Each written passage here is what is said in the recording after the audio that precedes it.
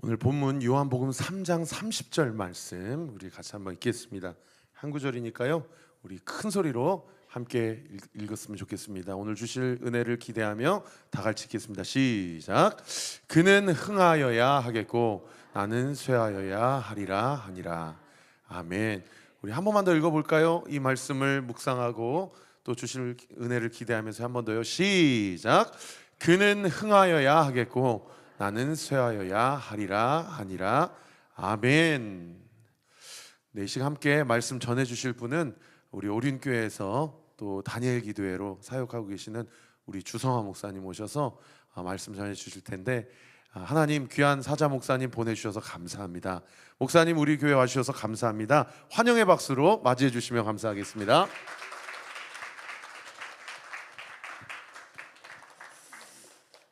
자, 반갑습니다. 저는 금방 소개받은 주성아 목사라고 합니다. 한번 꼭 오고 싶었던 교회였는데 이렇게 귀하신 성도들과 함께 예배할 수 있어서 제가 오히려 큰 영광이고, 또 특별히 오늘 찬양 가운데 거의 정말 홍수네요. 홍수. 너무 깊은 하나님의 임재가 느껴져서 얼마나 감사한지 모르겠습니다. 저는 오늘 요한복음 3장 30절의 이 한 절의 말씀을 가지고 여러분들과 오늘 우리 신앙생활의 본질이 무엇인지, 또 우리 예배자로서 어떠한 태도를 가지고 신앙생활을 해야 되는지, 우리 그 본질에 대한 이야기를 함께 좀 나누어 보고 싶습니다.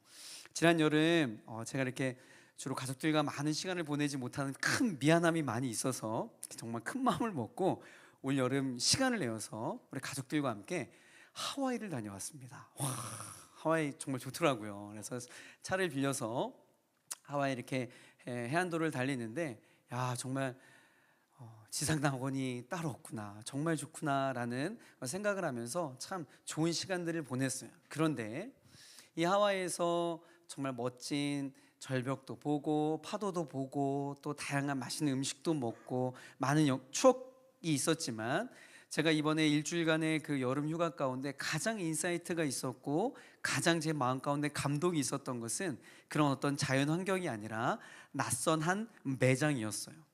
운전을 하고 가다가 보통 이게 브랜드를 보면 저게 뭐 파는 곳이다 대충 이렇게 짐작이 되어지는데, 이 가게 이 브랜드 로고는 처음 본 로고였고, 또 도대체 어떻게 읽어야 하는지도 모르겠고 무엇을 파는지도 모르는 정말 이렇게 호기심 가득한 그런 로고였어요. 그래서 가던 중에 차를 멈춰 세우고 그 앞에 매장 앞에 들어가게 되었습니다. 로고는 단 세 글자였어요. HEI.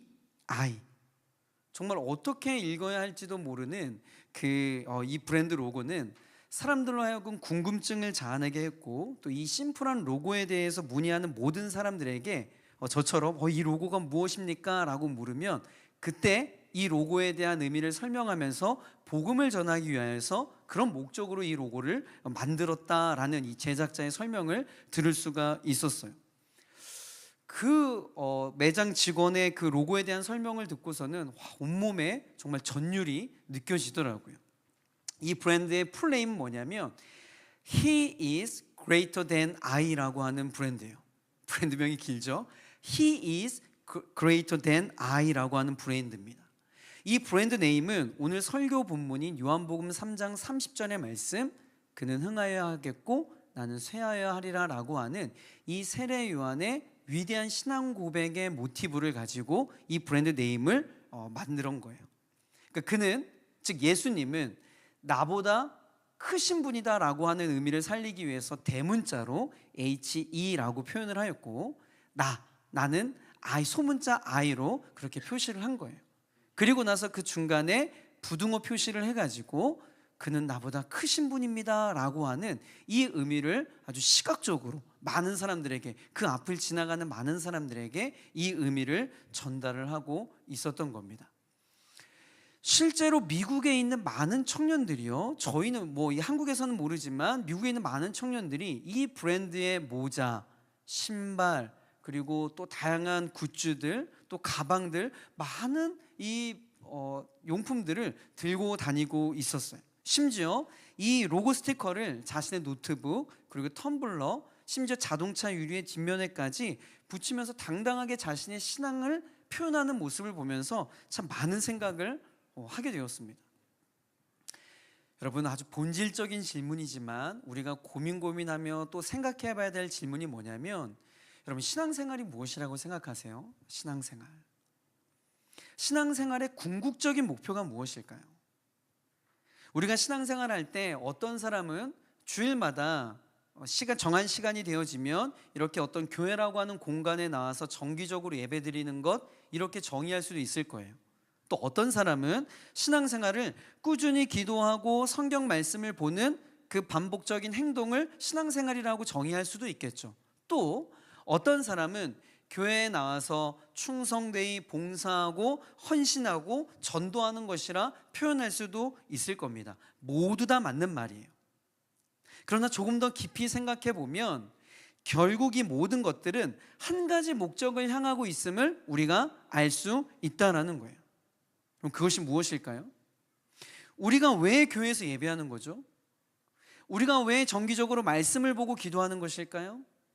왜 우리의 젊음과 우리의 열정과 우리의 재정과 우리의 헌신을 바쳐서 우리가 봉사하고 전도하고 이렇게 충성되이 하는 것일까요? 단 한 가지 목적이에요. 뭐예요? 그것은 바로 예수님을 높여드리기 위함입니다. 존귀하신 예수 그리스도가 우리 삶 가운데 높임받는 것, 여러분, 이것이 신앙생활의 핵심이에요. 세례 요한이 이 신앙생활의 본질과 같은 이 위대한 신앙생활의 핵심을 정확하게 이야기하고 있어요. 내가 높아지는 것이 아니라 예수님이 높아지시는 것, 내가 드러나는 것이 아니라 예수 그리스도가 드러나시는 것. 여러분, 이것이 건강한 신앙생활의 궁극적인 목표임을 믿으시길 바랍니다. 바라긴 우리 사랑하는 올리교회 모든 우리 성도님들, 여러분의 전 생애를 통하여서 존귀하신 예수 그리스도만 높여지기를 주의 이름으로 간절히 축복합니다. 자, 그렇다면 세례 요한, 그는 누구였는지 함께 좀 살펴보길 원합니다. 여러분, 세례 요한은요 아주 특별한 선지자였어요. 구약시대 말라기 선지자 이후에 400년 동안 아무런 하나님의 음성이 들리지 않았던 영적인 흑암기의 시대가 있었는데, 이 시대를 깨고 혜성처럼 나타난 하나님의 사람이 누구였냐면 바로 세례 요한이었어요. 그가 광야에서 회개의 메시지를 외치자 여러분, 어떠한 일이 일어나게 되냐면 마태복음 3장 5절과 6절의 말씀입니다. 우리 함께 읽어볼게요. 시작. 이때 예루살렘과 온 유대와 요단강 사방에서 다 그에게 나와 자기들의 죄를 자복하고 요단강에서 그에게 세례를 받더니, 아멘. 여러분, 한마디로 난리가 난 겁니다. 그는 그 당시 권위 있는 영적 지도자였고 수많은 무리들이 따랐던 영적 리더였음을 우리가 알 수 있어요. 대중적인 인지도가 있었다고요. 수많은 사람들의 영향력이 있었어요. 그의 영향력, 그의 말 한마디면요 판도가 바뀌는 아주 영향력이 최고조에 도달했던 그 당시였습니다. 심지어 많은 사람들이 세례 요한을 뭐라고 이야기하냐면 메시아 아니십니까? 혹은 엘리야가 아니세요? 라고 그렇게 추앙할 만큼 모든 사람들의 시선과 기대를 한 몸에 받고 있었던 사람이 세례 요한이었다고요. 만약에 우리가 상상을 통해서 만약에 세례 요한이 원하기만 했다면요, 그는 정말 대중의 스타로 부와 명예를 누리며 많은 사람들의 칭찬과 박수와 환호와 존경 가운데 그렇게 살아갈 수가 있었을 거예요. 그러나 여러분 잘 아는 것처럼 그는 철저하게 자신을 뒤로 숨기고 오히려 예수님을 높이는 길을 선택한다고요. 여러분, 우리가 성경을 읽을 때 좀 너무 이렇게 단편적인 면으로 우리가 성경을 볼 때가 있는데, 그런 거 보면 아무런 감동이 없어요. 아니, 세례 요한이니까. 여러분, 그렇지 않아요. 여러분, 모든 사람들이, 세례 요한을 제외한 모든 사람들이 세례 요한을 집중하고 있고 그를 따르고 그를 높이고 있다고요. 그런데 이런 상황 속에서 어떻게 세례 요한은 끝까지 일관되게 예수님은 흥해야 하겠고 나는 쇠하여 하리라 라고 하는 위대한 흔들림 없는 신앙의 고백을 어떻게 세례 요한은 할 수 있겠냐라는 거예요. 그냥 세례 요한이니까 이런 접근이 아니라, 여러분, 이거 쉬운 일 아닙니다. 여러분, 한번 멀쩡한 사람 연예인병 걸리잖아요. 이건 약도 없어요. 막 다 잘한다고 하고 최고라고 하고 와, 막 대단하십니다. 이러고 있을 때 그는 그때마다 아무런 요동 없이 예수님 그가 흥해야겠고 나는 쇠어야 하리라. 초지일간 그의 삶을 통해 어떻게 그는 예수님을 높이는 일에 집중할 수 있었을까? 우리가 그 이유에 대해서 오늘 본문을 가지고 우리 요한복음 3장 전후반의 말씀을 가지고 크게 세 가지로 함께 살펴볼 터인데, 이 영적인 원리가 여러분의 삶에 적용되어져서 여러분들도 여러분 인생 가운데 오직 주님만 높이는 그런 하나님의 사람이 되기를 주의 이름으로 간절히 축복합니다. 첫 번째, 나를 낮추고 예수님만 높일 수 있는 그러한 삶을 살아갈 수 있는 첫 번째 영적 원리가 무엇이냐면, 말씀을 통해 분명한 자기 정체성을 확립해야 된다는 거예요. 여러분, 정체성이 뭐예요? 우리가 너무나 많이 듣는 이야기지만, 여러분, 정체성이라고 하는 것은 나는 누구인가, 더 나아가 나는 무엇을 위해 존재해야 되는가, 그리고 더 나아가 나의 남은 인생을 무엇을 위해 살아가야 하는가에 대한 인생의 근본적인 질문에 대한 답변이 바로 이 정체성이에요. 그러하기 때문에 분명한 자기 정체성을 발견하지 못하는 사람은 그만큼 그 인생을 낭비할 수밖에 없는 겁니다. 저는 여기 우리 담임 목사님이신 최영천 목사님과 함께 청년 사역을 참 오랫동안 해왔어요.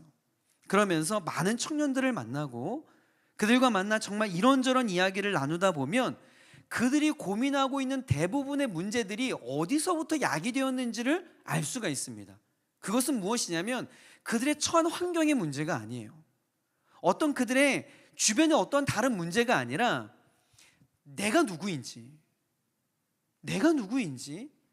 그리고 나는 무엇을 위해 살아가야 되는지, 가장 가치 있는 일이 무엇인지, 이와 같은 불확실한 자기의 정체성으로부터 이 모든 청년들의 고민이 시작된다는 것을 저는 발견할 수가 있었어요.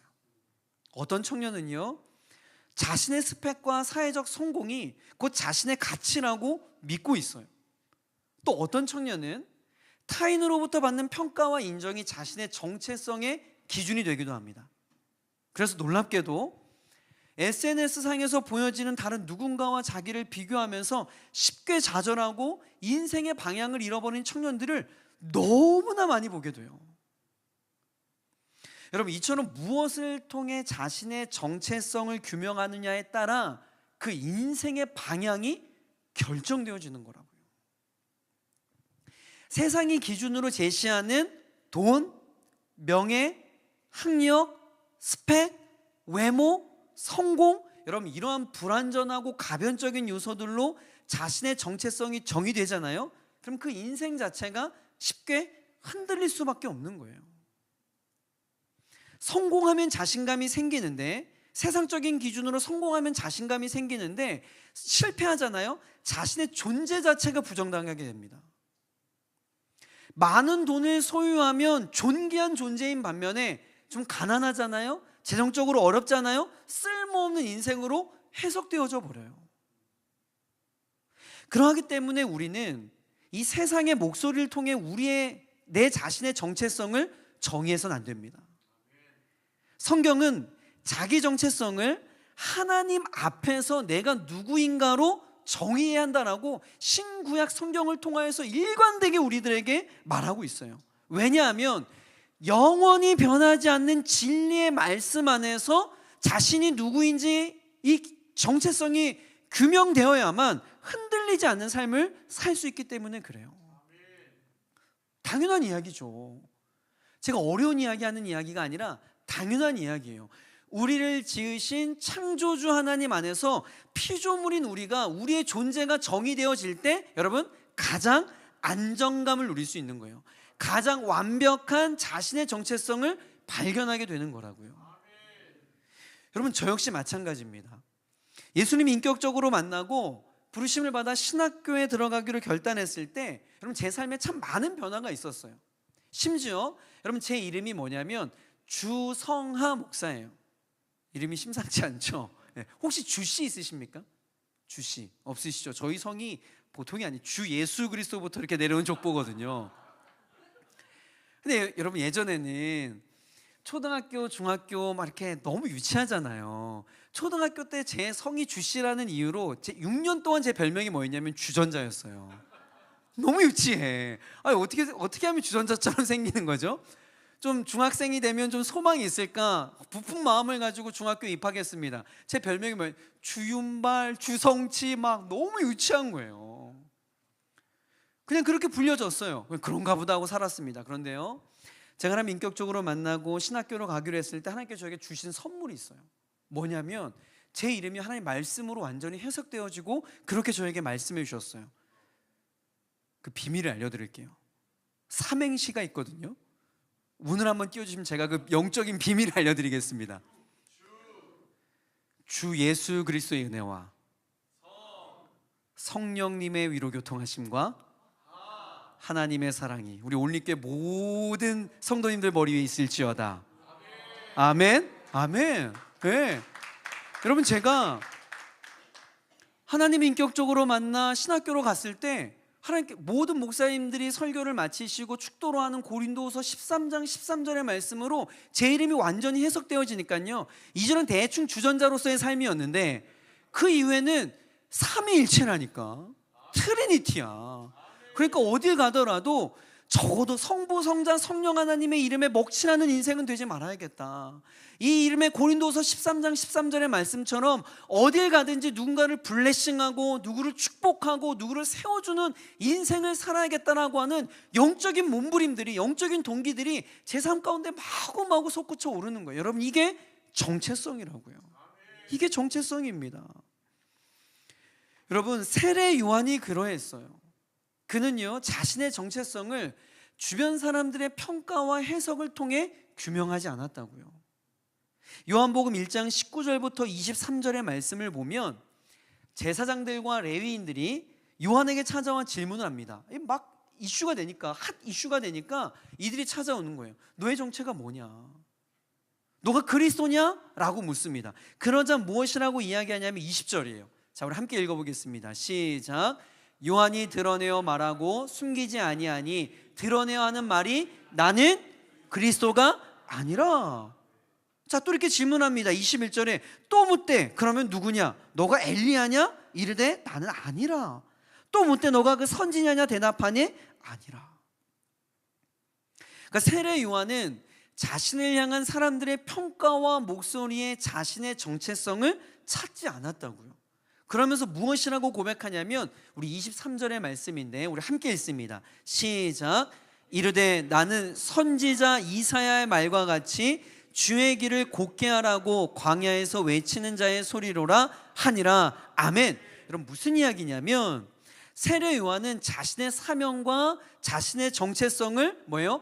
하나님의 말씀 안에서 규정하고 있다라는 거예요. 하나님께서는 이미 세례 요한이 태어나기 전 700년 전에 이사야 선지자를 통하여서 그가 행할 사역을 미리 말씀하셨고, 또 세례 요한은 그 말씀을 통해 자신의 정체성을 발견한 거예요. 그리고 앞으로 내가 살아가야 할 삶의 좌표를 이 말씀을 통하여서 분명하게 설정했다라는 겁니다. 너무 중요한 이야기예요. 이사야 43, 3절에 보면 외치는 자의 소리여 이르되 너희는 광야에서 여호와의 길을 예비하라. 사막에서 우리 하나님의 대로를 평탄하게 하라. 아멘. 여러분, 이처럼 세례 요한은 이사야 선지자의 예언의 말씀을 통해 내가 누구인지, 그리고 내가 무엇인지, 내가 무엇을 위해 이 땅에 태어났는지, 앞으로 내가 무엇을 하며 살아가야 되는지 이 선명한 그림을 하나님의 말씀을 통해 가지게 되었다라는 거예요. 그래서 나는 메시아가 아니고 주인공도 아니고 다만 뭐예요?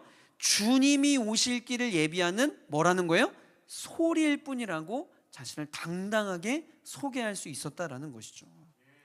여러분, 소리의 역할이 뭐예요? 소리는요, 그 안에 담겨진 메시지를 전하고 사라지는 거예요. 중요한 것은 이겁니다. 이 소리 안에 담겨져 있는 메시지가 전해지고 나면 이 소리는요 그냥 사라지는 거라고요. 소리 자체가 부각되거나 조명을 받는 게 아니라 소리 안에 담겨진 메시지가 선명하게 전달되어지도록 하는 것, 그 자체가 소리의 사명인 거예요. 그러하기에 소리라고 하는 것은 어떤 존재감, 명성, 어떤 외형적인 힘과 같은 것들을 말하는 것이 아니라 단지 메시지를 전하는 역할만을 뜻하는 겁니다. 여러분 생각해 보세요. 소리는 실체가 없어요. 메시지가 전달되면 그 역할은 끝이 나는 겁니다.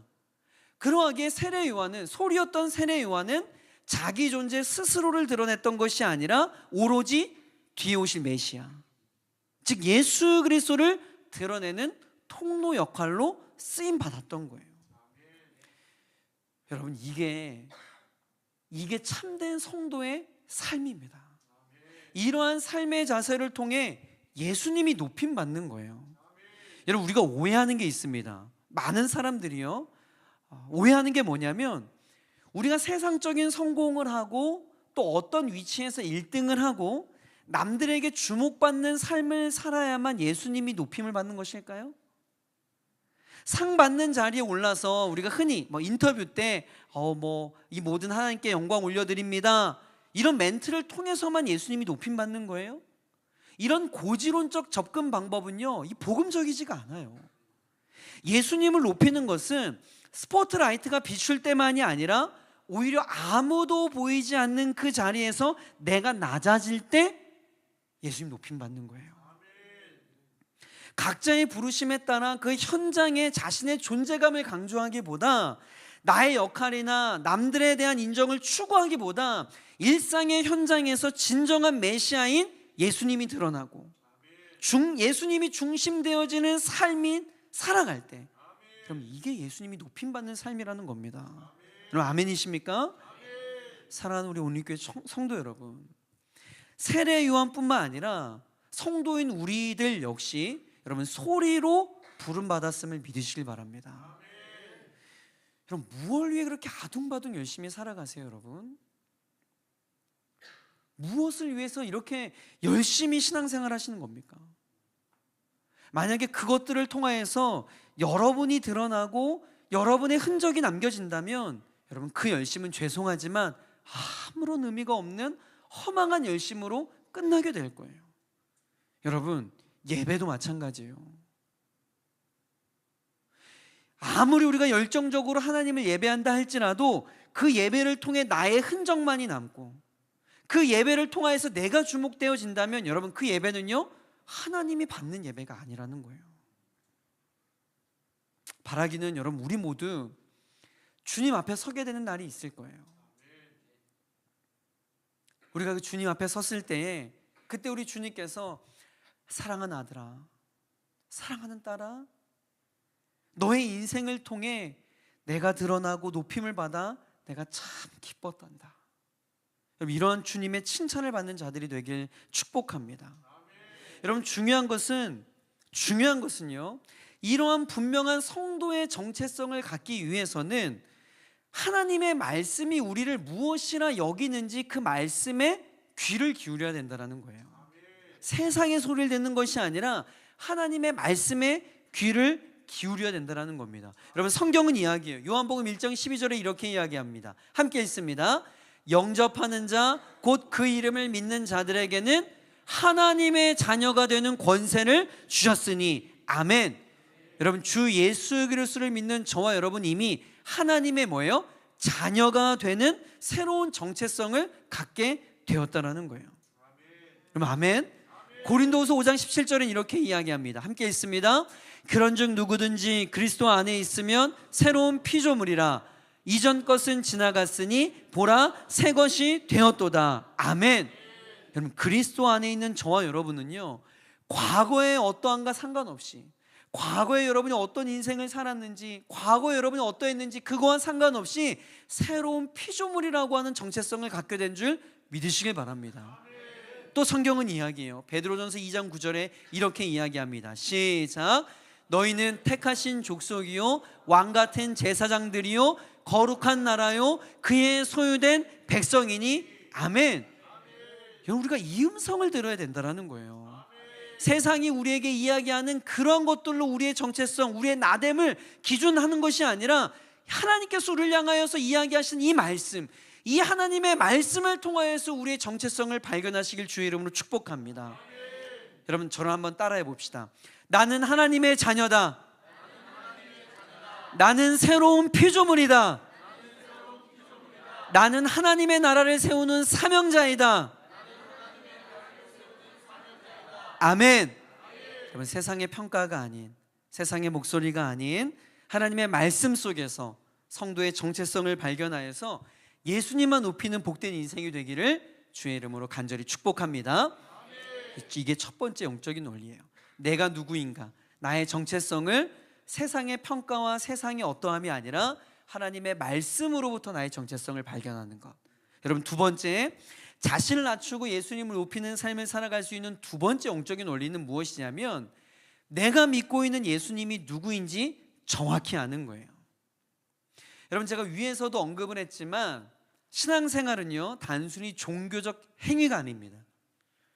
얼마나 많은 예배에 참여했느냐, 내가 얼마만큼의 기도를 하고 성경 통독을 몇 번 하느냐, 얼마나 많은 시간을 봉사를 했느냐, 이와 같은 행위적인 측면이 신앙생활의 본질이 아니에요. 신앙의 본질은요, 성경에 분명히 이렇게 이야기하고 있어요.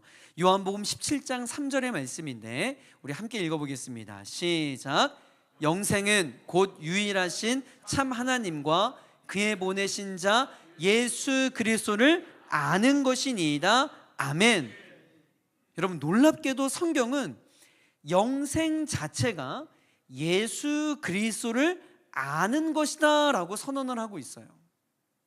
그러니까 내가 믿는 예수님, 내가 사랑하는 예수님, 내가 예배하는 예수님이 정확히 어떤 분인가를 온전히 알 때만이 그분을 높일 수 있다라는 거예요.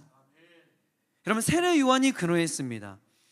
모든 사람들이 세례 요한에게 집중하고 있을 때 그는 그 모든 집중을 예수님께 돌릴 수 있었던 결정적인 이유가 첫 번째, 자신의 정체성, 내가 누구인가를 분명히 알았을 뿐만 아니라 더 나아가 뭘 알았냐면 내가 믿고 있는 예수님, 내가 알고 있는 예수님이 어떠한 분이신지 정확하게 알고 있었다라는 거예요. 그럼 이건 매우 중요한 이야기입니다. 여러분 보세요. 바리새인과 서기관들 여러분 잘 알고 있죠. 그 누구보다 성경에 능통했던 자들이에요. 그리고 어떤 이들의 어떤 열정, 어떤 이들의 열심, 여러분 우리가 흉내조차도 낼 수 없는 열심입니다. 그런데 결국 예수님을 십자가에 못 박았던 자들이 누구냐면 아이러니하게도 성경을 많이 알고 있다고 한 이 사람들이었어요.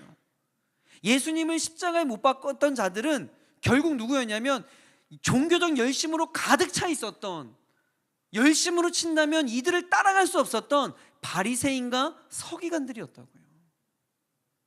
여러분, 이 사건만 보아도 예수님에 대한 올바른 지식이 없으면 그 어떠한 종교적 열심도 오히려 예수님을 대적하는 방향으로 흐를 수 있다라고 하는 아주 귀한 엄중한 경고의 메시지, 이 시사를 우리가 깨달아야 돼요.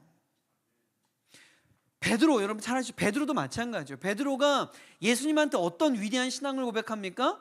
주는 그리스도시요 살아계신 하나님의 아들이시니이다. 여러분, 이것보다 위대한 신앙의 고백이 어디 있습니까? 너무나 가슴 뛰는 이 위대한 신앙 고백을 한 사람이 베드로였다라고요. 그런데요, 베드로는 예수님이 우리를 구원하시기 위한 메시아임은 알고 있었지만 그분이 고난받는 메시아를 이해하지 못했어요. 그래서 예수님이 내가 이제 고난을 받고 죽임을 당해야 하는 십자가의 길을 가야 한다라고 이야기했을 때 베드로가 무엇이라고 항변해요? 마태복음 16장 22절 말씀입니다. 함께 읽어볼게요. 시작. 베드로가 예수를 붙들고 항변하여 이르되 주여 그리 마옵소서, 이 일이 결코 주께 미치지 아니하나이다. 아멘. 여러분, 베드로 알잖아요. 형님 장난 아닙니다. 그냥 막 열정이 있어가지고 막 밀어붙여요. 막 예수님이 막 내가 이제 십자가의 길을 가고 내가 그러니까 막 예수님 무슨 소리입니까? 제가 이거 다 제가 알아서 정리할 테니까 그런 일 절대 없습니다. 예수님 막 이 형님 장난 아니었겠죠. 예수님을 사랑한다고 하는 일이었어요. 예수님을 위하는 일이라고 한 겁니다. 예수님을 아끼는 일이라고 그는 했던 거예요. 그런데 여러분 놀라운 일이 뭔지 아세요? 그러한 베드로의 그 사랑의 마음과 예수님을 위한다는 그 베드로의 액션을 예수님이 뭐라고 평가한 줄 아세요? 바로 이어서 23절에 예수님께서 이렇게 이야기해요. 함께 읽습니다. 예수께서 돌이키시며 베드로에게 이르시되 사탄아 내 뒤로 물러가라. 너는 나를 넘어지게 하는 자로다. 내가 하나님의 일을 생각하지 아니하고 도리어 사람의 일을 생각하는도다 하시고. 아멘. 그럼 베드로도 장난 아니지만 우리 예수님도 장난 아닙니다. 와, 신앙생활하면서 이런 소리 들어본 적 있어요? 사탄아 물러가라 이런 소리 들어본 적 있어요? 장난 아니에요. 예수님도 너무 충격적인 표현이에요. 예수님이 어떤 분이신지 정확히 모를 때 우리가 주님을 위해 하는 열심히의 행동들이요 마귀적인 일이 될 수 있다는 것을 볼 때 여러분 어떤 생각이 드세요? 여러분 어떤 생각이 드십니까? 명심하셔야 돼요. 열심만이 중요한 게 아니에요. 예수님이 어떤 분인지 정확하게 아는 것이 여러분 신앙생활의 첫 출발이에요. 이게 핵심입니다. 내가 믿고 예배하는 예수님을 바로 알지 못하면 신앙생활은 공허한 종교 행위가 돼요. 내가 만든 예수님, 내가 필요로 하는 예수님, 내가 원하는 예수님을 만들어 새로운 예배를, 나만의 예배를 드리고 있는 사람들이 너무나 많아요. 그저 껍데기만 남는 종교 활동을 하고 있는 사람들이 너무나 많다고요. 그래서일까요? 여러분 사도 바울 아시죠? 예수님을 인격적으로 만나 그의 삶이 완전히 바뀌었을 때 그 사도 바울이 제일 먼저 고백하는 게 뭔지 아세요? 빌립보서 3장 8절에 이러한 고백을 합니다. 함께 읽겠습니다. 시작. 또한 모든 것을 해로 여김은 내 주 그리스도 예수를 아는 지식이 가장 고상하기 때문이라. 아멘. 예수님을 바로 아는 지식. 여러분 이것이 바로 신앙생활의 핵심이라는 거예요. 사도 바울이 자신의 삶을 돌아보았을 때 사도 바울도 열심히로 친다면 여러분 둘째가라 하면 서러운 사람이에요. 그런데 자신의 삶을 뒤로 돌아보았을 때 가장 중요한 것이 내가 믿는 예수님이 누구인지 그분을 아는 그 지식, 이것이 가장 고상하다. 여러분 예수님이 나의 구세주임을 온전히 알게 되잖아요. 그러면 세상이 줄 수 없는 죄 사함의 기쁨을 누릴 수 있게 돼요. 예수님이 나의 주인 되심을 온전히 알게 되잖아요. 그분이 내 인생의 The Lord, 주 되심을 온전히 알게 되잖아요. 그러면 내 삶의 주권을 그분께 내어드리면서 참된 안정감을 누리게 되는 겁니다. 예수님이 나의 왕 되심을 온전히 알게 되잖아요. 그러면 그분의 소유된 백성으로 하나님 나라를 위해 충성되어 살아가게 되는 거예요. 예수를 온전히 알아갈 때. 세례요한도 마찬가지였어요. 세례요한은 예수님이 어떤 분인지 정확하게 알고 있었기 때문에 자신을 낮추고 예수님을 높일 수 있었던 거예요. 그냥 감정 따라 예수님 봤더니 장난 아닌데? 아니야? 와, 이렇게 했던 것이 아니라 그분이 정확히 어떤 분이신지 알았기 때문에 그는 흥하여야 하겠고 나는 쇠어야 하리라 라고 하는 위대한 고백을 할 수 있었던 거예요. 세례요한은요 많은 사람들이 막 자신에게 초점을 맞추고 있을 때 그는 이렇게 외칩니다. 요한복음 1장 29절이에요. 함께 읽을게요. 시작.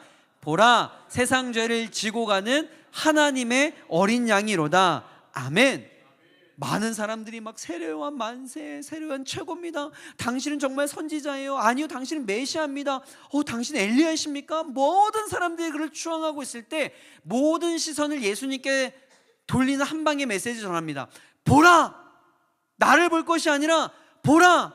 세상 죄를 지고 가는 하나님의 어린 양이로다.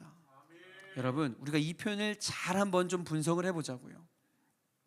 이 표현만 보아도 세례요한은 예수님이 그저 많은 선지자 중에 한 사람이라고 인식하고 있었던 게 아니에요. 세례 요한은요 정확하게 알고 있었습니다. 이분은 우리 모든 인류의 죄를 짊어지고 갈 하나님의 어린 양, 우리의 유일한 구세주로 정확하게 알고 있었다라는 겁니다. 특별히 여기에서 세례 요한이 표현했던 이 표현 뭐냐면 세상 죄를 지고 간다라고 하는 이 지고 가는이라고 하는 헬라어 단어, 이 아이로라고 하는 단어는요 단순히 어떤 무거운 짐을 짊어지고 가는 행위에 초점을 맞추고 있지 않아요. 단순히 이 짐을 일시적으로 내가 짊어지고 가는 것에 초점을 맞추고 있는 것이 아니라 아예 그것을 없애버리다, 아예 제거해버리다 라고 하는 의미에 더 힘이 실려져 있는 헬라어 단어예요. 세례 요한은 알고 있었던 거죠. 무엇을요? 구약시대에 우리의 죄를 완벽하게 제거할 수 없어가지고 때가 되면 성전에서 매일 반복적으로 드렸던 이 동물 희생 제사와는 완전히 구별되는 완벽하고도 완전한 단번의 희생 제물로서의 예수님을 알고 있었던 거예요. 이게 복음이죠. 히브리서 10장 10절부터 우리 14절의 말씀, 우리 좀 길지만 함께 우리 한번 볼게요. 우리가 세례 요한이 이해하고 있었던 그 복음의 핵심을 한 목소리 읽어보겠습니다. 시작. 이 뜻을 따라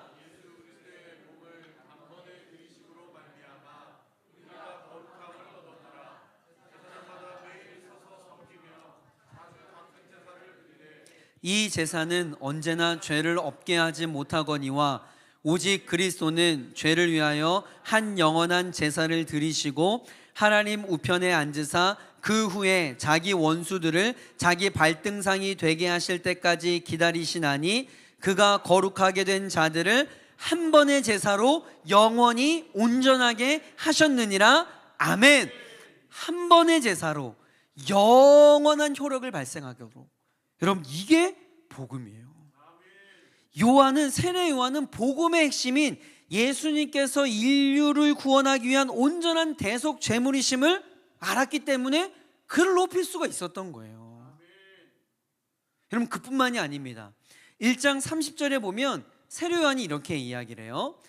내가 전에 말하기를 내 뒤에 오는 사람이 있는데 나보다 앞선 것은 그가 나보다 먼저 계심이라는 것이 이 사람을 가리킴이라. 여러분, 이 말씀을 우리가 잘 눈여겨볼 필요가 있습니다. 여러분, 세례 요한의 생일이 빠를까요? 예수님의 생일이 빠를까요? 누가 빠를까요? 세례 요한이 6개월 먼저 태어났어요. 세례 요한이 형이라고요. 그런데 여러분 보세요. 육신적으로는 세례 요한이 예수님보다 6개월 먼저 태어났어요. 그러나 그 놀랍게도 뭐라고 이야기하냐면 예수님이 자신보다 앞서 계셨다라고 분명하게 말하고 있습니다. 이것은 세례 요한이 예수님을 단순한 선지자가 아닌 태초부터 계신 하나님으로 인식하고 있었다라는 거예요.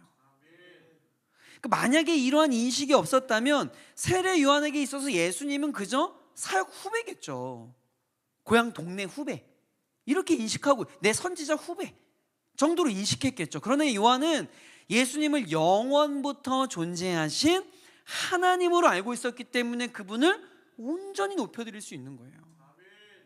결정적으로 여러분 34절에 볼까요? 뭐라고 이야기하냐면 내가 보고 그가 뭐예요? 하나님의 아들이심을 증언하였노라 하니라. 그러니까 세례 요한은 성령님께서 예수님 위에 임하시는 것을 직접 목격한 이후에 예수님이 단순히 인성만을 가지신 분이 아니라 하나님의 신성을 가진 분이시라고 정확하게 고백하고 있어요. 여러분 아시겠어요? 그럼 누가 예수님을 높일 수 있어요? 예수님이 정확히 어떤 분이신지 알 때만이, 정확히 그분이 어떤 분이신지 알 때만이 그의 합당한 경배와 영광을 돌릴 수 있다라는 겁니다. 단순히 예수님을요, 좋으신 분, 정결한 분, 우리를 돕는 분, 좋은 스승 정도로만 안다면 여러분 그 신앙은요 쉽게 흔들릴 수밖에 없어요. 그러나 세례 요한처럼 예수님을 정확하게 나의 구세주, 그리고 나의 주인, 하나님의 아들로 온전히 알게 된다면 우리는 그의 크심 앞에 자연스레 우리 자신을 낮출 수밖에 없는 거예요. 여러분, 예수 그리스도가 온 인류를 구원한 구세주라고 인식하는데 우리가 어찌 그 앞에 경배하지 않을 수 있겠어요? 그분이 하나님의 아들이시라고 하는 것을 온전히 알게 된다면 그분의 크심과 그분의 광대하심과 그분의 영광스러움 앞에 여러분 우리가 어찌 그 앞에 자연스럽게 낮아질 수 없겠냐라는 거예요. 그래서일까요? 성경은 호세아 선지자의 입술을 통해 이렇게 이야기합니다. 호세아 6장 3절로 함께 읽습니다. 그러므로 우리가 여호와를 알자, 힘써 여호와를 알자. 아멘. 사랑하는 성도 여러분, 예수님을 힘써 아는 것이 신앙생활의 본질입니다. 우리가 날마다 말씀과 기도를 통해 예수님을 깊이 알아갈 때 우리의 삶은 자연스레 예수님을 높이는 삶이 될 줄 믿습니다. 이게 두 번째 영적인 원리예요. 내가 믿는 예수님을 온전히 알아갈 때 그에 합당한 경배와 찬양을 드릴 수 있다. 마지막 세 번째는요, 세례 요한이 자신을 낮추고 예수님을 높일 수 있었던 또 하나의 이유는요, 하나님의 주권을 인정하는 겸손한 그의 태도에서 찾아볼 수가 있어요.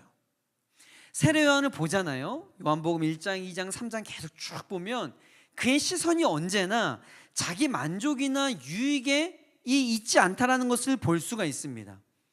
그는 사역의 성과나 사람들의 시선에 흔들리지 않았어요. 왜냐하면 사역의 주인이 자신이 아니라 하나님이심을 분명히 알았기 때문이에요. 다시 말해서 하나님의 주권을 인정했다라는 것이죠. 그러니까 그의 제자들과 나누었던 대화만 봐도 그는 하나님의 주권을 인정하는 겸손한 태도를 지니고 있었음을 우리가 짐작할 수 있었어요. 자, 여러분, 세례 요한의 인기가 막 높아집니다. 그러면 자연스럽게 그를 따르는 많은 제자들이 있었을 거예요. 근데 그의 제자들 가운데 일부는 물 들어올 때 노져야 된다고. 지금 세례 요한 장난 아닌 거예요. 막 주가 올라가니까 그 옆에 라인 서가지고 뭐 콩고물이라도 하나 좀 있을까 싶어가지고 이제 그 옆에 막 몰려드는 제자들이 있었겠죠. 왜 없었겠어요? 야, 지금이다. 노선 갈아타자 해가지고 세례 요한 쪽에 쫙 붙었을 거예요. 근데 갑자기 이들에게 있어서의 최고의 그 관심사는 뭐냐면 내가 밀고 있는, 내가 투자하고 있는 이 예수님의 주가가 계속 올라가야 되는 거예요.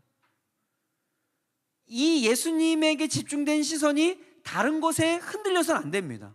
이 제자들의 가장 큰 관심사가 그거였어요. 그런데 위기가 찾아왔어요.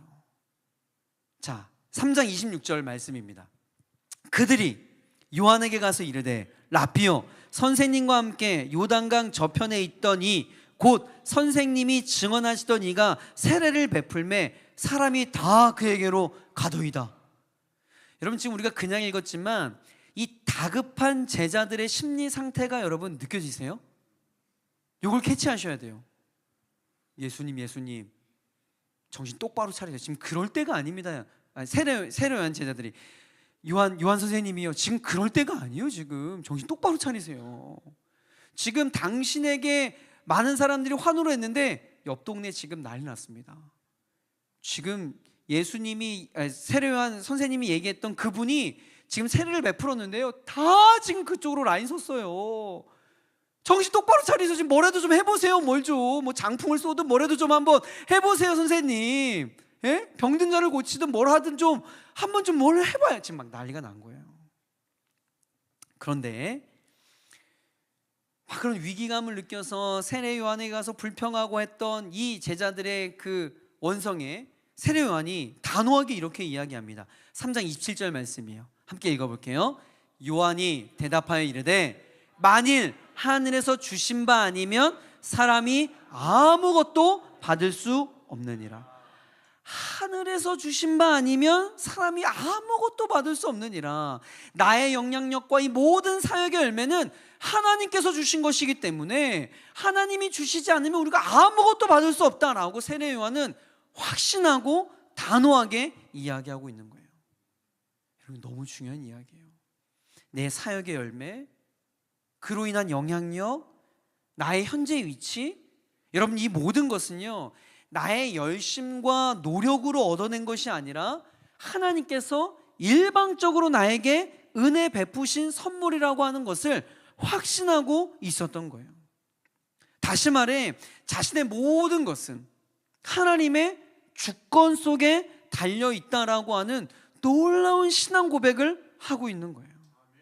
여러분, 정말 부끄러운 이야기지만 저 역시 이 사역의 현장에 뛰어든 지가 20여 년이 넘었어요.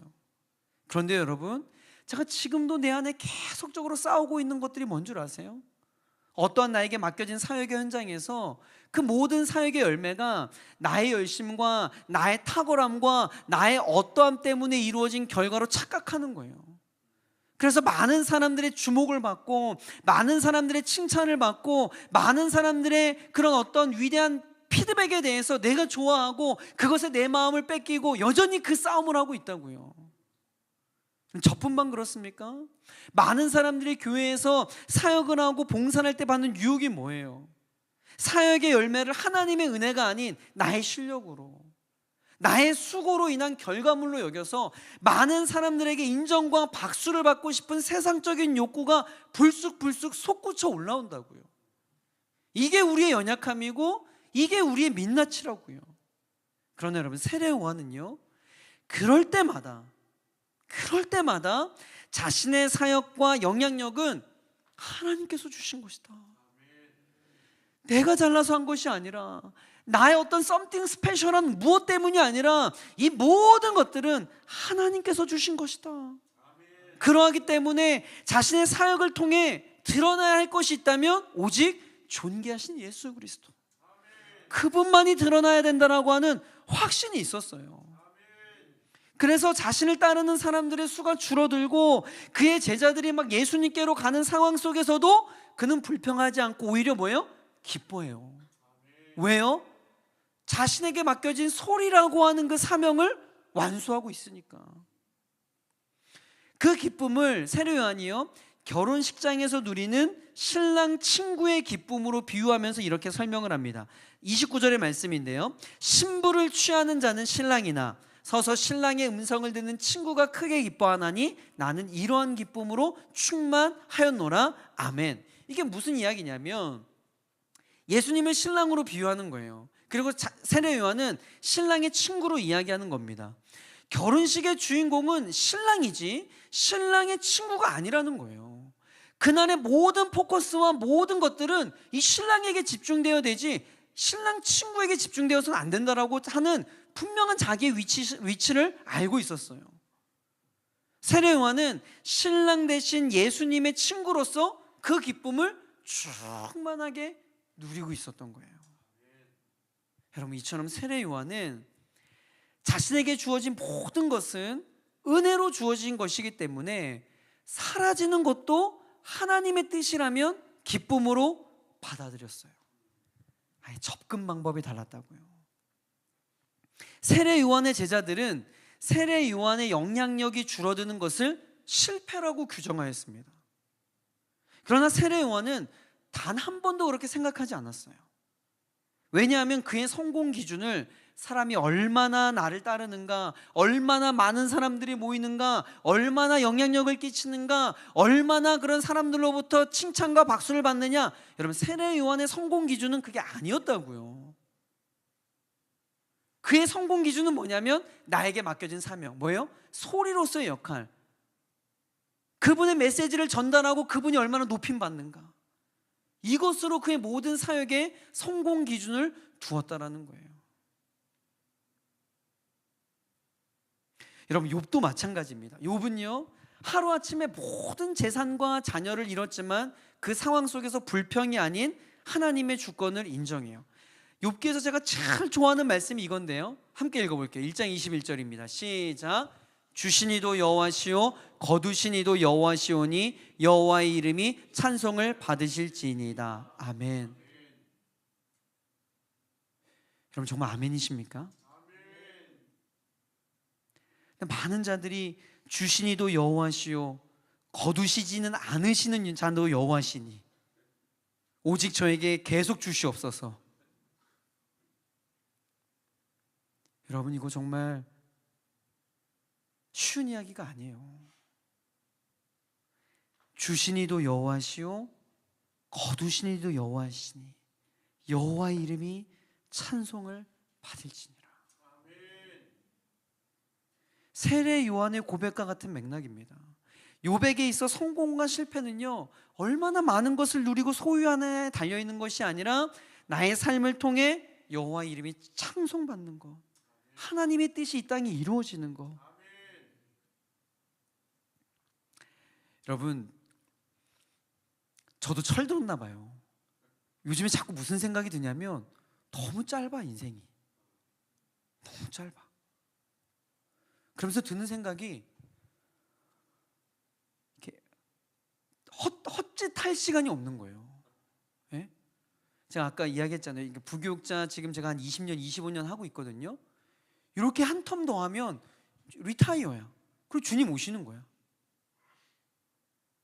너무 짧아요, 여러분.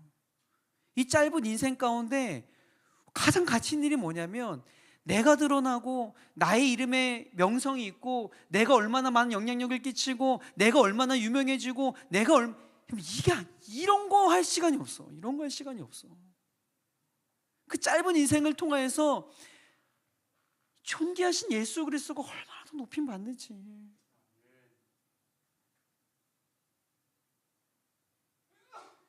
여러분, 우리 주님 진짜 곧 오십니다. 우리 주님 곧 오세요. 그 주님 앞에 설 때 할 말이 있어야지. 너 뭐 하다 왔니? 제가 진짜 열심히 했어요. 그 열심을 통해서 누가 드러났니? 우리 주님 곧 오세요. 여기 우리 청년들도 많이 있는데, 여러분 청년의 때 정말 하나님을 알아가는 일에 열심을 내셔야 돼요. 제가 청년 사역하면서 많은 청년들이 저한테 이런 질문해요. 질문 뻔하거든. 많은 질문 뭐냐면, 목사님 다시 청년의 시즌으로 돌아가면 뭘 하고 싶으세요? 와, 질문만 들어도 가슴 뛰는 일이야. 와, 청년 때로 가면 와, 단체 미팅 이런 거 꼭 해보고 싶었는데 못 해본 것도 후회가 되고, 더 많은 나라 배낭여행도 가보고 싶고, 뭐 여러 가지 하고 싶은 게 많아요. 그러나 여러분, 저의 진짜 변함없는 대답은 뭐냐면요, 정말 더 지독하게, 더 치열하게 하나님 예배하고 싶어요. 지독하게. 그게 가장 가치 있는 일이에요. 우리 다음 세대 여러분, 우리 청년 여러분, 정말 여러분의 시즌을 어떻게 보냐에 따라서 여러분 인생의 후반전이 결정되어져요. 가장 가치 있는 일에 여러분의 시간을 써야 가장 가치 있는 삶을 살아가는 거예요. 하나님 높이는 거예요. 그는 흥하여야 하겠고 나는 쇠하여야 하리라. 세례 요한이 이런 삶을 살았다고요. 사도 바울도 마찬가지였어요. 그의 인생을 뒤돌아보면서 인생의 후반전 가운데 사도 바울이 고백하는 그 고백이 뭔 줄 아세요? 고린도전서 15장 10절이에요. 함께 읽습니다. 시작. 그러나 내가 나 된 것은 하나님의 은혜로 된 것이니 내게 주신 그의 은혜가 헛되지 아니하여 내가 모든 사도보다 더 많이 수고하였으나 내가 한 것이 아니요 오직 나와 함께 하신 하나님의 은혜로라. 아멘. 모든 사역의 열매를 자기 공로가 아닌 전적인 하나님의 은혜로 고백하고 있는 사도 바울의 고백이 세례 요한의 고백이었다고요. 사랑하는 성도 여러분, 우리의 신앙생활 속에서 또 사역의 현장 속에서 이러한 경험을 할 때가 있을 거예요. 내가 정말 열심히 수고했는데도 그 열매가 적을 때가 있어요. 그럴 때가 있을 거라고요. 내가 최선을 다해 섬겼던 그 자리에서 여러분 내려와야 할 때도 있을 거예요. 그리고 나보다 다른 누군가가 더 주목받는 모습을 봐야 할 때도 있을 거예요. 여러분 그럴 때마다 세례 요한의 영적 몸부림을 기억하세요. 만일 하늘에서 주신 바 아니면 사람이 아무것도 받을 수 없느니라. 다 하나님의 손에 달려있다라는 거예요. 사랑하는 올림교회 성도 여러분, 여러분의 자리는요 하나님이 주신 거예요. 여러분의 은사는요 하나님이 제공해 주신 거예요. 여러분의 사역은요 하나님의 뜻에 달려 있는 거예요. 그리고 더 중요한 것은 그 모든 것을 거두시는 자도 하나님이심을 인정하시길 바랍니다. 여러분, 우리가 하나님의 주권에 대해서 이야기하잖아요. 이건 추상적인 이야기가 아니에요. 막 손에 안 잡히는 그런 추상적인 개념이 아닙니다. 사역의 열매도 하나님이 주신 것임을 인정하고 사라짐마저도 하나님의 뜻으로 받아들이는 삶의 태도가 하나님의 주권을 인정하는 삶의 자세예요. 더 나아가 불평 대신 내 삶에 펼쳐진 그 환경을 불평 대신 하나님의 뜻으로 억셉하는, 수용하는 거예요. 받아들이는 겁니다. 그리고 막 경쟁 대신 하나님의 뜻으로 기뻐하는 거예요. 자신의 공로 대신 하나님의 은혜를 고백하는 삶의 애티튜드, 여러분, 이것이 하나님의 주권을 인정하는 삶의 태도의 실체라는 거예요. 세례 요한처럼 내가 사라진다 하더라도, 내가 흔적 없이 사라진다 하더라도, 그 소리처럼 없어진다 하더라도 예수님이 높아지신다면 그것으로 기뻐할 수 있는 겸손한 태도, 여러분, 그것이 바로 하나님의 주권을 인정하는 태도입니다. 여러분, 말씀을 좀 정리할게요. 그는 흥하여야 하겠고 나는 쇠하여야 하리라. 여러분, 투박하고 거칠지만 세례 요한의 담백한 이 고백은 겸손함을 넘어서 그의 삶 전체에서 흘러나온 신앙 고백이었습니다. 그가 이러한 위대한 신앙 고백을 할 수 있었던 세 가지의 영적 원리에 대해서 살펴보았어요. 첫 번째가 뭐였어요? 그는 자신의 정체성을 하나님의 말씀을 통해 규명했다라는 거예요. 세상이 정해준 정체성이 아니라 하나님의 말씀으로부터 내가 누구인지를 규정하였다. 두 번째, 그는 예수님이 정확히 어떤 분이신지를 알고 있었다라는 겁니다. 예수님을 단순한 선지자요, 위대한 스승이요, 좋은 사람이 아니라 세상 죄를 지고 가신 어린 양, 태초부터 계신 하나님, 하나님의 아들로 정확하게 알고 있었기 때문에 예수님을 높일 수 있었다라고 했어요.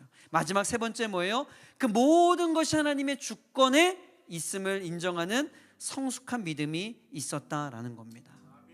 성도 여러분, 신앙생활의 궁극적인 목표는요, 내가 흥하는 것이 아니에요. 착각하지 마세요. 내가 주인공 되는 게 아니에요. 내가 드러나는 게 아닙니다. 내가 드러나잖아요? 그러면 여기 몇 사람에게 영향력 끼쳐요. 내가 흥하잖아요? 그냥 뭐 여기. 근데 여러분, 내가 낮아지고 예수님이 높아지잖아요? 모든 사람들이 축복받는 거예요.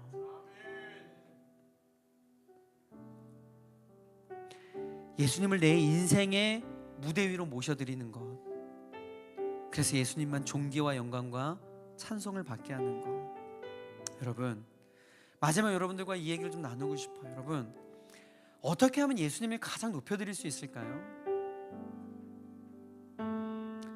간단해요. 막 여러분들이 대단한 무언가를 이루고, 막 여러분들이 막 뭐 해가지고 막 엄청난 업적을 이루고, 이것도 좋지만 여러분, 가장 예수님이 높임 받을 수 있는 가장 심플한 행위가 뭔 줄 아세요? 그분 앞에 내가 납작 엎드리는 거예요. 그 왕 대신 예수 그리스도 앞에 내가 납작 엎드리는 거예요.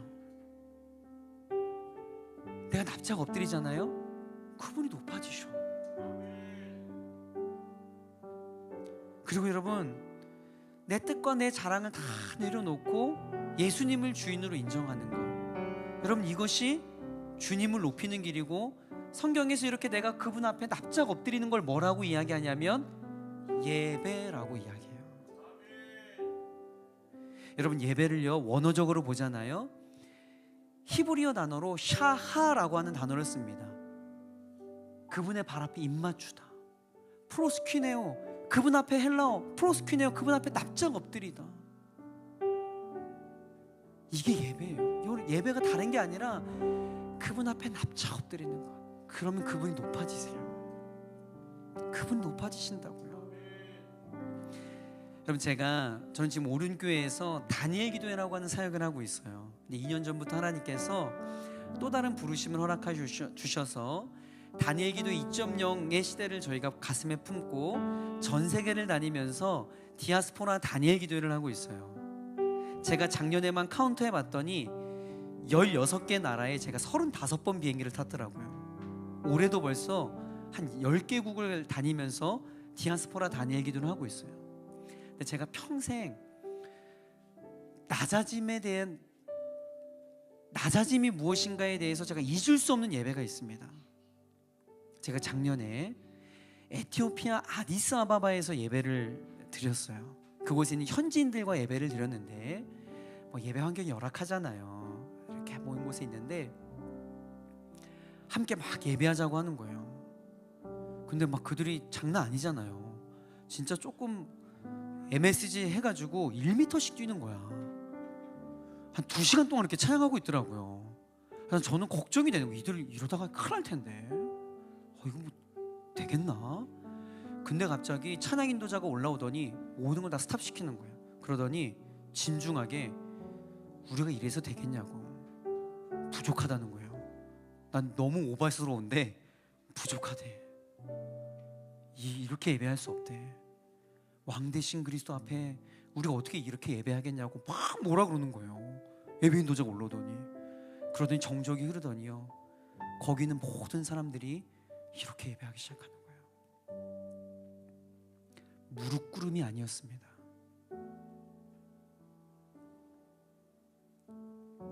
부복이었어요. 완전 이마를 땅에 대고 손을 하나님 앞에 올려드리면서 I'm nothing, 난 아무것도 아닙니다. 존귀하신 주님, 영광과 찬양을 받아주시옵소서. 이렇게 그들이 납작 엎드려 하나님 예배하기 시작하는데 그 좁은 공간에 하나님의 강력한 임재가 넘쳐 흐르는데 이게 예배구나. 이게 예배구나. 여러분, 우리가 낮아질 때 우리 주님께서 높임 받으세요. 제가 서두에 이야기했죠. He is greater than I. 여러분, 지금 여러분의 삶의 모습이 어떤가요? 혹시 여러분 예수님과 내가 동등한 위치에 좀 있지 않으세요? 중요한 건 여러분이 결정하고 대충 예수님께도 물어보고, 아니면 저 3가지 중에 예수님보다 여러분들이 혹시 더 높아져 있진 않으신가요? 그냥 여러분의 어떠한 뜻을, 그것에 어떤 동의를 구하는 정도로 예수님을 여러분 발밑에 두고 있지 않으세요? 아니면 저 마지막 부등호처럼 존귀하신 예수 그리스도가 높임받는 그러한 삶을 살아가고 계십니까? 저 이 말씀 준비하면서 제가 많은 영적인 찔림이 있었어요. 목사이기 전에 하나님, 한 사람의 성도로서 나를 철저하게 감추고 존귀하신 주님만 드러내는 성도가 되게 하여 주시옵소서. 그러나 하나님, 더 나아가 주님 오시는 그날까지 어떤 다른 것이 아니라 나의 사역을 통하여서 우리 주님만 높임받는 목사가 되게 하여 주시옵소서. 사랑하는 온리교회 우리 모든 성도 여러분 정말 축복합니다. 이 교회를 통하여서 여러분의 사역의 열매가 우상이 되는 것이 아니라, 여러분의 또 얼마나 많이 모이고 어떠한 영향력이 있고 여러분 이것들이 여러분 교회의 우상이 되는 것이 아니라, 이 온리교회가 이 지역에 있는 유일한 목적, 이 교회를 통하여서 존귀하신 예수 그리스도만 높임받는 그런 교회가 되길 주의 이름으로 간절히 축복합니다. 여러분, 한 사람 한 사람이 그렇게 주님을 높여드리는 참된 예배자의 삶을 살아갈 때 이 온리교회가 이 교회 이름처럼 오직 예수 그리스도만 높임받는 그런 정말 아름다운 교회가 되기를 주의 이름으로 간절히 축복합니다. 이 시간 괜찮으시면 다 함께 자리에 일어나셔서 우리 이 찬양을 고백하며 우리 좀 기도의 자리에 나아갔으면 좋겠는데요. 우리 삶의 예배라고 하는 찬양입니다. 하나님, 보여지는 예배뿐만이 아니라 내 삶으로 드리는 예배, 하나님 앞에 납작 엎드리는 그런 예배자가 되게 하여 주시옵소서. 우리 믿음의 고백으로 함께 찬양합니다.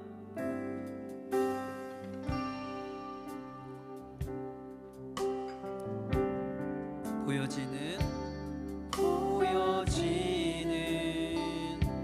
예배 아닌 마음으로 드리는 예배,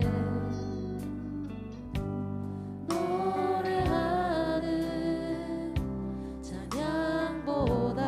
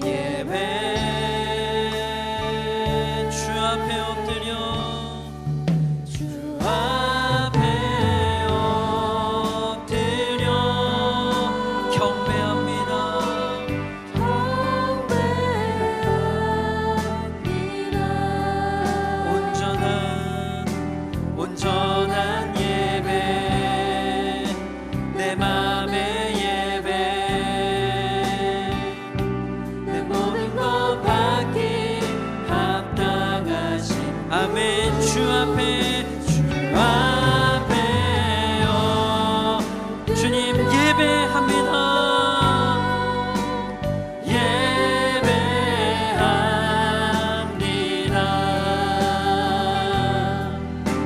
나의 모든 삶 나의 모든 뜻 말씀 앞에 순종하는 삶의 예배 드리기 원하. 우리 다시 한번 처음부터 고백합니다. 보여지는 예배 아닌 보여지는 예배 아닌 마음으로 드리는 예배 노래하는 찬양보다 삶으로 고백되는 예배 나를 위한 예배 아닌 주님 뜻을 향한 예배 내 맘과 정성 다하여서 주 앞에 드려지는 예배 아멘. 주 앞에 엎드려 우리 고백합시다. 주 앞에 엎드려 아멘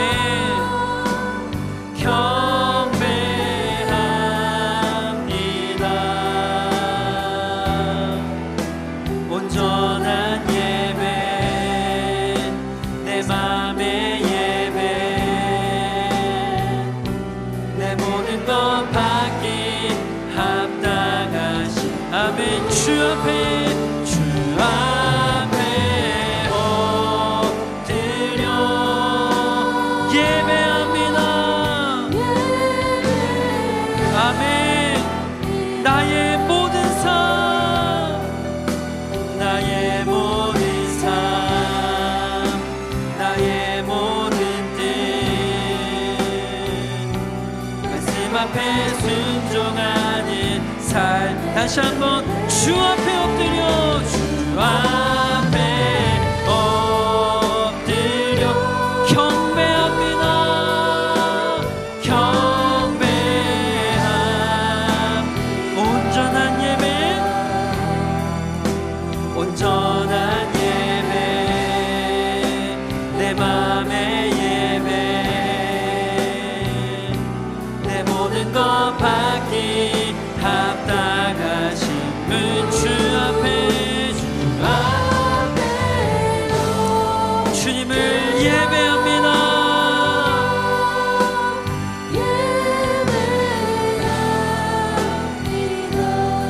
아멘. 나의 모든 삶 나의 모든 뜻 말씀 앞에 순종하는 삶의 예배 드리기 원하네. 사랑하는 성도 여러분, 우리 주신 말씀 가슴에 새기며 함께 기도했으면 좋겠습니다. 여러분 오늘 말씀의 모든 것들은 다 잊어도 좋아요. 그러나 딱 하나의 문장만 여러분 마음 가운데 심겨졌으면 좋겠어요. 이 세례 요한의 위대한 신앙의 고백, 그는 흥하여 하겠고 나는 쇠하여 하리라. 여러분 이 고백이 여러분 전 인생의 고백이 되어지길 간절히 소망합니다. 여러분 오늘 이 시간 많은 기도 제목 드리지 않을게요. 딱 한 가지 이 기도 제목이, 하나님 주님 오시는 그날까지 이 땅 가운데 나의 모든 전생애를 통하여서 우리 존귀하신 예수 그리스도만 드러나는 삶이 되게 하여 주시옵소서. 하나님 나의 삶이 주님 앞에 납작나 엎드려 주님만을 예배하는 인생이 될 수 있도록 주님 축복하여 주시옵소서. 하나님 특별히 우리 사랑하는 온리교회가 하나님 주님 오시는 그날까지 그런 교회로 쓰임받길 소망합니다. 오직 예수 그리스도만 높임받는 주님의 몸된 교회가 될 수 있도록 역사하여 주시옵소서.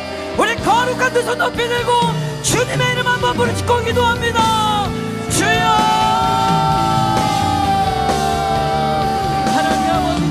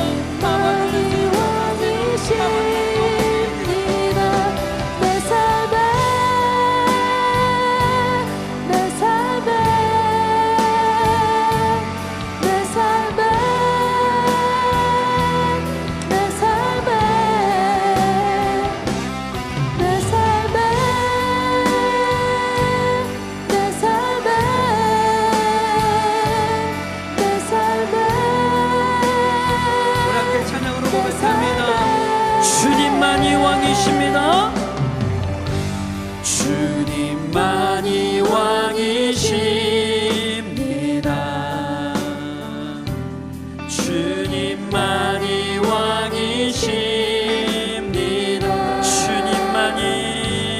주님만이 왕이십니다.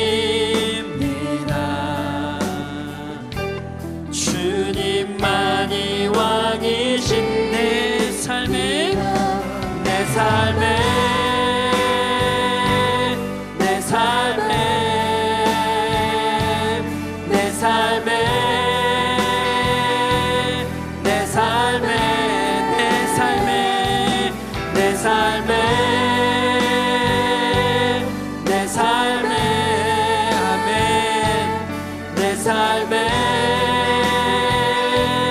우리 다시 한번 선포합니다. 주님만이 왕이십니다.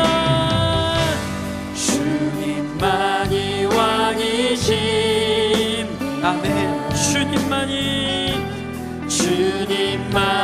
왕이심 주님만이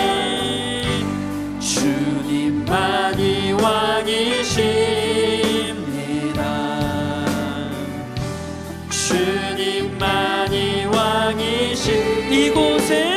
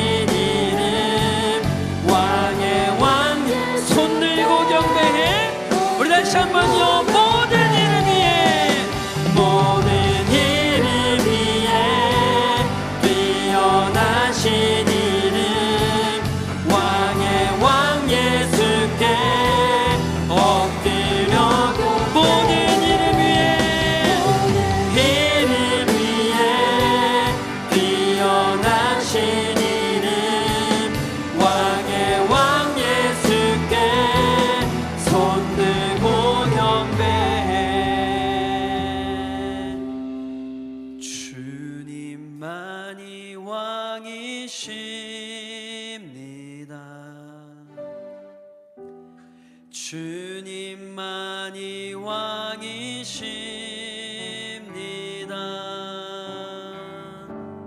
주님만이 왕이십니다. 주님만이 왕이십니다. 우리 다시 한번 말씀 붙들고 기도하겠습니다. 우리 사랑하는 성도 여러분, 예수님이 가장 우리의 삶을 통하여서 높임받을 수 있는 유일한 길은요, 그 왕 되신 주님 앞에 우리가 납작 엎드려 낮아지는 길이에요. 여러분, 그것은 다름 아닌 예배하는 삶인 줄 믿으시길 바랍니다. 하나님, 내 삶이 하나님을 예배하는 온전한 삶이 될 수 있도록 축복하여 주시고, 하나님이 찾으시는 진정한 예배자가 될 수 있도록 역사하여 주시옵소서. 여러분, 특별히 어떤 사람이 주님을 높일 수 있다고 했습니까? 하나님 말씀으로부터 분명한 자기 정체성을 발견해야 된다라고 이야기했어요. 여러분, 세상이 여러분들에게 이야기하는 것에 귀 기울일 필요가 없습니다. 세상이 여러분들에게 제시하는 그 기준을 여러분의 삶의 잣대로 여러분 새길 필요가 없어요. 사랑하는 아들아, 사랑하는 딸아, 내가 너를 나의 권세된 하나님의 자녀로 삼았단다. 너는 새로운 피조물이란다. 여러분, 이러한 주님의 음성을 듣길 간절히 소망합니다. 무엇보다 예수님이 어떠한 분인지 여러분 정확하게 아셔야 주님을 높일 수 있어요. 여러분, 예수님은요, 여러분의 주인 되세요. 왕의 왕 되십니다. 우리의 죄를 위하여서 유일한 구원자가 우리 주 예수 그리스도세요. 하나님의 아들이 바로 예수 그리스도이십니다. 여러분, 그분을 높여드리셔야 돼요. 그분 앞에 엎드리셔야 됩니다. 여러분, 그리고 우리의 모든 사역의 열매, 우리 모든 인생의 주권은 우리 주 예수 그리스도께 달려있는 줄 믿으시길 바랍니다. 주신이도 여호와시요 거둔이시도 여호와신 줄 여러분 믿으시길 바라요. 여러분, 이 세 가지 분명한 영적인 원리를 가지고 여러분 삶 가운데 하나님을 높이는 인생이 되게 해달라고, 하나님 온전한 예배자, 납작 엎드리는 예배자가 되게 해달라고 이 시간 여러분 기도했으면 좋겠습니다. 특별히 여러분, 아까 여러분 에티오피아의 성도들의 사진 보셨죠? 이 시간 하나님께서 여러분들에게 마음 주신 일 있다면 그 자리에 주님 앞에 납작 엎드려 무릎 꿇고 주님의 왕되심을 인정합시다. 주님만이 내 인생의 왕되십니다. 주님 홀로 영광받아 주시옵소서. 우리 이 시간 주님의 이름 한번 부르시고 기도하겠습니다. 주여, 주여, 주여. 하나님 아버지, 나의 정체성을 세상에 주는 아버지 영광 모습으로 내가 아버지 새기지 않겠습니다. 하나님께서 나에게 무엇이라고 말씀하시는지, 하나님께서 나에게 무엇이라고 말씀하시는지 그 하나님의 음성에 귀로 귀담을 수 있도록 주님 역사여 주시옵소서. 하나님 아버지, 하나님의 말씀으로부터 나의 정체성을 드리시기 원합니다. 하나님의 말씀으로부터 나의 완벽한 정체성을 새길 수 있도록 주님 역사여 주시옵소서. 우리 예수님 온전한 구원자이심을 고백합니다. 우리 예수님 하나님의 아들이심을 고백합니다. 태초부터 계신 하나님을 인정합니다. 만왕의 왕 계심을 인정합니다. 하나님 아버지, 내가 예수 그리스도를 온전히 알아가는 일에 힘쓸 수 있도록 주님 역사여 주시옵소서. 하나님 또한 나의 모든 사역 열매, 내 인생의 모든 주권이 하나님께 달려있음을 믿습니다. 하나님 아버지, 하나님의 주권을 온전히 인정하여 주신이도 여호와시오 거둔이시도 여호와이심을 고백하는 우리 믿음의 성도들 되어주시도록 주님 역사하여 주시옵소서. 하나님, 납작 엎드리겠습니다. 납작 엎드리겠습니다. 온전히 주님 앞에 무릎 꿇어 납작 엎드리는 인생 되어줄 수 있도록 주님 역사하여 주시옵소서. 하나님, 그래서 내가 나가질 때 우리 주님 높임 받으시고 그 높은 나를 주신 나를 낮은 나를 다시 한번 높이시고 세우시는 이가 우리 주 예수 그리스도를 믿사오니 내 삶 가운데 아름다운 영적인 선순환이 있을 수 있도록 주님 축복하여 주시옵소서.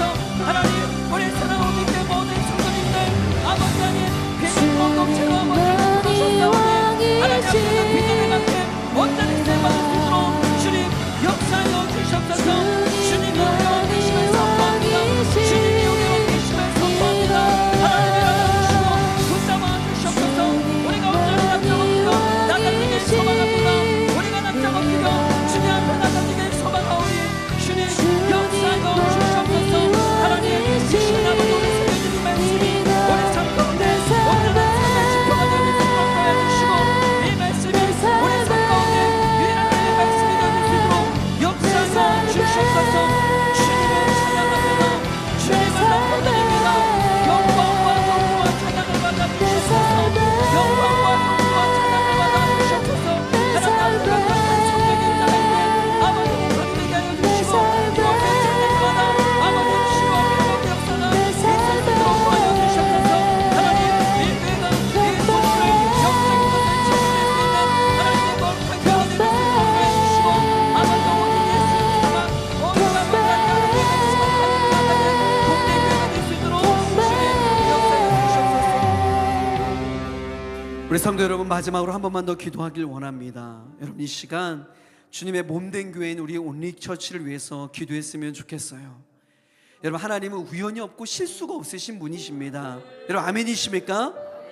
여러분, 하나님께서 이 땅 가운데 이 다산의 영적인 그 판도를 새롭게 하기 위해서 이 온리처치를 허락하여 주신 줄 믿습니다. 그리고 귀한 사역에 우리 최영천 담임 목사님을 허락하여 주셨고 하나님, 이 교회를 비전의 공동체로 허락하여 주신 줄 믿으시길 바랍니다.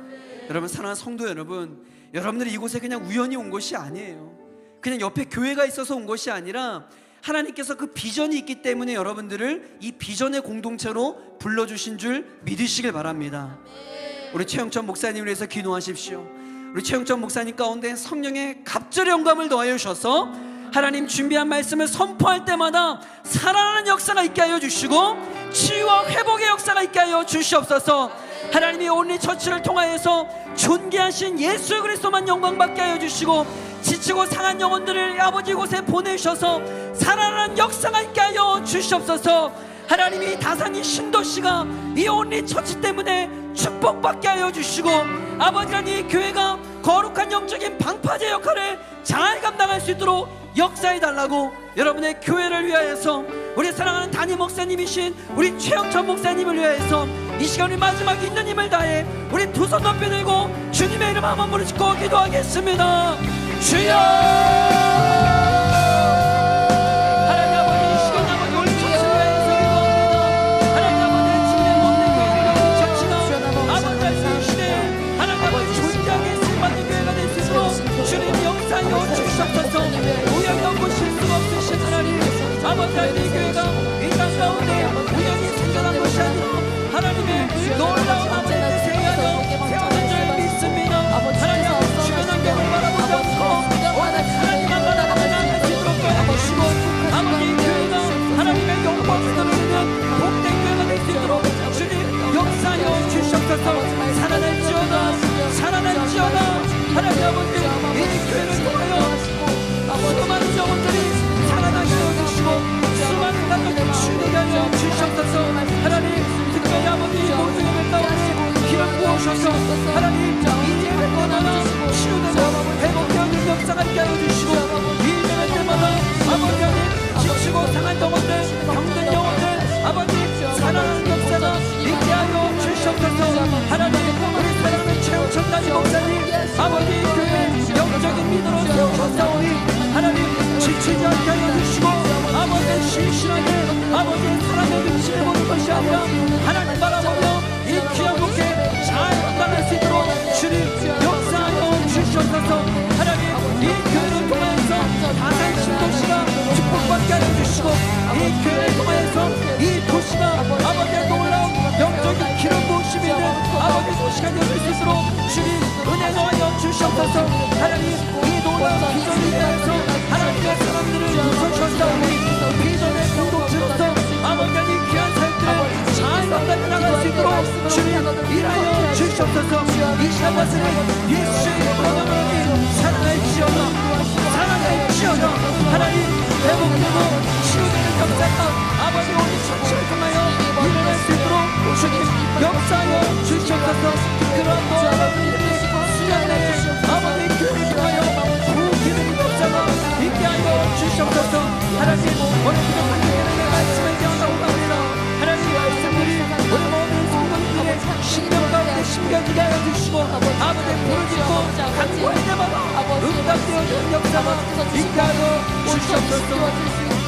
우리를 미랄로 사용하사 주여 아버지 주님께서 우리를 붙잡게 하여 주시옵소서. 주여 하나님 아버지 주님의 이름을 아버지 우리에게 주신 이름이 예수 그리스도의 이름 우리가 전하는 이름이 예수 그리스도의 이름을 알고 나아갔습니다. 하나님 아버지 감사합니다. 오늘 세례요한의 이 위대한 신앙 고백 그는 흥하여야 하겠고 나는 쇠하여야 하리라. 하나님 이 고백이 우리의 고백이요 사랑하는 주님의 몸된 교회인 온리처치의 고백이 되어지길 소망합니다. 우리는 철저히 낮아지고 감추어지고 존귀하신 예수 그리스도만 드러나고 예수님만 높임받는 우리의 삶 우리 온리교회가 되어질 수 있도록 역사하여 주시옵소서. 하나님 그 거룩한 비전을 위하여서 이 땅 가운데 아버지 다산 신도시에 온리처치를 허락하여 주시고 주의 종이 우리 최영천 목사님을 담임 목사로 허락하여 주셔서 아름다운 교회로 나아가게 하심에 감사합니다. 하나님 특별히 이곳에 있는 우리 모든 성도님들 우연히 이곳에 있는 것이 아니라 그 거룩한 하나님의 비전을 이루기 위해서 하나님께서 불러주신 줄 믿사오니 마음과 뜻을 합하여서 아버지 하나님 이 교회가 하나님을 전심으로 예배하는 교회가 될 수 있도록 역사하여 주시옵소서. 사탄막이 틈타지 않도록 도와여 주시고 날마다 부흥케 되는 역사가 있게 하여 주시옵소서. 이 시간 나사렛 예수 그리스도의 이름으로 명하노니 이 온리 처치를 통하여서 살아나는 역사가 있을지어다. 하나님 치유되고 회복되는 역사가 있게 하여 주시옵소서. 하나님 특별히 이 목요 예배를 위하여 기도합니다. 하나님 목요일 날 이 모일 때마다 이 예배 현장 가운데 강력한 성령의 기름 부으심 있게 하여 주시고 치유되고 회복되어지는 역사가 있게 하여 주시옵소서. 이제는 우리 주 예수 그리스도의 은혜와 하나님의 무한하신 사랑과 성령의 인도하심이 세례 요한의 고백처럼 그는 흥하여 하겠고 나는 쇠어야 하리라 라고 하는 이 위대한 신앙 고백을 자신의 신앙 고백으로 여기며 오직 주님만을 높여드리기를 결단하는 사랑하는 온리교회 모든 성도들과 주님의 몸된 교회인 이 온리처치 위에 지금부터 영원토록 함께 있기를 간절히 축원하옵나이다. 아멘.